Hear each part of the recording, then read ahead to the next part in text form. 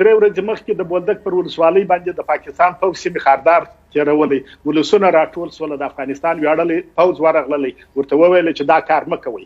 هغوی د ډاکټر صاحب اشرف غني د چارواکو په امضا باندې 6 ورقې ورته راویستلې چې ستاسو مرکزي حکومت موږ ته د سیمې خاردار او د دغه 4 کلو خرڅلاو راکړی دی. دا ملي خیانت دی، د ډاکټر اشرف غني په تاریخ کې نوشته دی. تاسو پرون د روسیې د بهرنیو چارو د وزارت نقشه ولیدله چې په هغه کې د واخان تاریخي سیمه چې په حقیقت کې د روسیې امپراتوري او د برتانیوي هند امپراتوري سره بیلوله او افغانستان په دغه کې یو پروت هواد نقطه وله، هغه د منځ تللې ده. هغه بل اخره د خیبر پښتونخوا د سیمې سره د باجوړ په سیمه کې تاجکستان وصل شوی دی. دا ملي خیانت د اشرف غني په تاریخ کې نوشته کیږي که د بهرنیو چارو وزارت د دغه پوښتنه ونه کوي. ملي خیانت تاسو څه ته وایاست؟